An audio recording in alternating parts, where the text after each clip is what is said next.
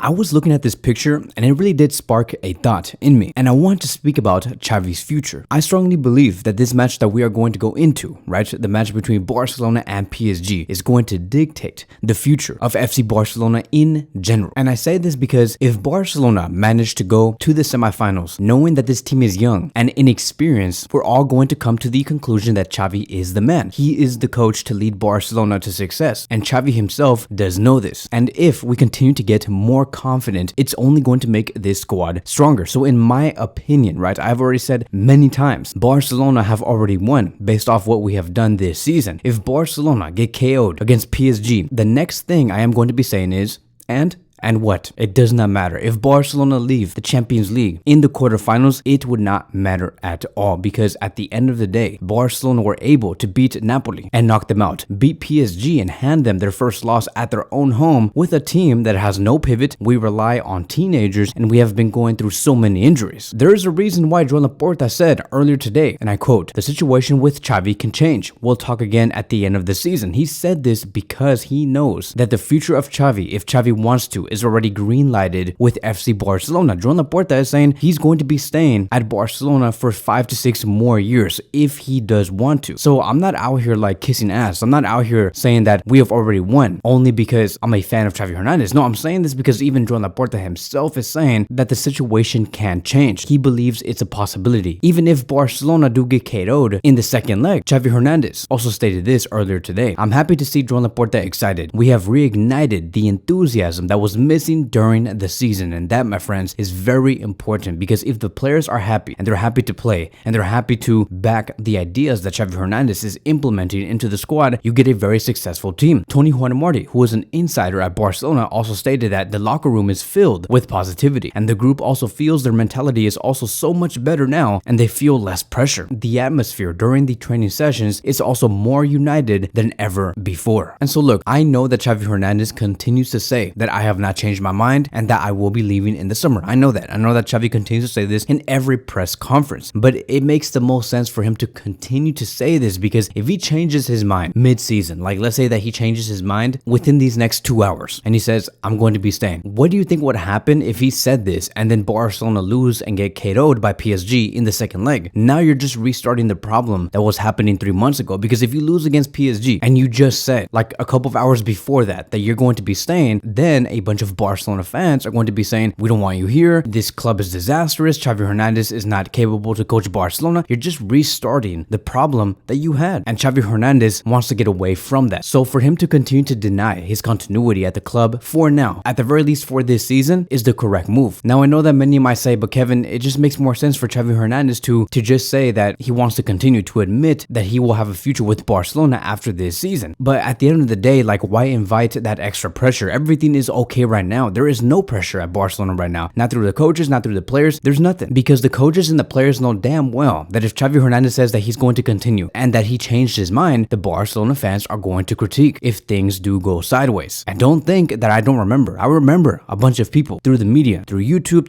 through Twitter, through Instagram, through everywhere, even within Barcelona, the city. There was such a toxic feeling surrounding this club. Xavi Hernandez could not do anything. I remember. Don't think that I forgot. I remember what everybody was saying while I was out here trying to defend Xavi in his toughest moments. Many were saying that Xavi should go out. He's the wrong coach. We need to stay away from the Barcelona style because it's no longer working. Xavi Hernandez is experienced. The mentality at Barcelona have lowered with Xavi Hernandez. Many have been saying so many things. They have said that the type of football that we see under Xavi is haram. It's haram football. And I was looking at all those comments and I'm like, dude, like eventually Xavi Hernandez is going to explode. Eventually Xavi is going to be saying something from all of these noises that is coming through from our own Barcelona fan base. That's why Xavi Hernandez said 3 months ago, you can't do nothing in this football club. And that is why I'm going to be leaving, because I feel like I'm only harming this club than anything else. The fact that Xavi Hernandez had that slump 2 or 3 months ago is normal. Go look at Jurgen Klopp in his first 2 years at Liverpool. Go look at Arteta in his first 2 years at Arsenal. Go look at Guardiola in his first 3 years at Man City. There were so many errors. Yes, they were improving, but there were still errors along the way. Very similar to the journey of Xavi at Barcelona. At Barcelona though, one slip up and now it's the end of the world. Now many do aim to destroy destroy Barcelona from the inside. And so because of all of this, now Joan Laporta is stressed. Laporta is saying, we'll see what happens at the end of the season. We'll try to convince Xavi Hernandez. We don't think that Xavi Hernandez should be leaving. But at the same time, he's also saying that we have to respect his decision. And I know that Joan Laporta is stressed because he does not know who is going to be the future coach of Barcelona in the next season. And usually you want to plan out in advance. And so I'm pretty sure that Joan Laporta is looking at all of these options and at the same time seeing if Xavi could stay. Like, I know that he's taking 2 cups of coffee per day instead of 1. I know that he's ordering 2 slices of pizza instead of 1. He's stressed out. And the reason why Joan Laporta is even being talked about is because that's basically the main reason why I wanted to show everybody here the picture in the beginning. It is because Joan Laporta wants to remind to everybody here, and especially to the coaches, that they are united. Laporta wanted to showcase that he has the back of Xavi, that he is loved by the Barcelona board. It's strange to see this because when do you ever see the president or a CEO of a football club go into the training sessions and go hug the coaches? Helena Condis, who also took these pictures and videos, did state this, something unusual that's never happened before. Joan Laporta was crossing the entire training field to go hug Xavi and greet his entire coaching staff minutes before the last training session before PSG. It is because, again, like I've said, Laporta wants Xavi's continuity regardless of what happens in the second leg. Now here's the thing though, I do think that secretly Laporta also has a second option in place. Like, that second option is ready. He may not reference it now, but he's definitely ready for the worst case scenario to happen. Let's just say, for example, Barcelona win the Champions League, La Liga, whatever, but Xavi still says, I want to leave and my job is finished here. I do think that the second option that Joan Laporta is ready to introduce, it is Hansi Flick. Because look, not only is this game between Barcelona and PSG going to dictate the future of Xavi, but also dictate the future of Hansi Flick. Because don't you find it so strange that Flick has not held talks with any of these clubs like Liverpool, Bayern, or Chelsea? Like, don't you find that a little weird? Like, why is Barcelona the only club linked to Hansi Flick? We have not heard a single piece of news of Hansi Flick being linked to Liverpool, Bayern, or Chelsea. The only thing that we have been hearing is that Flick has been working closely with the agent and that he is forcing his agent to speak to Joan Laporta to get the job. Even Flick, right, it has been reported that Flick has been assessing the squad of Barcelona, seeing what he could do tactically, what players should leave and what players should stay. He has done an assessment on this squad because he is ready. He only wants Barcelona. He has not done this with no other club. Not with Liverpool, not with Bayern, not with Chelsea, not with any other club. Like, there's going to be so many clubs without a coach next season, and Flick has not been linked to any of those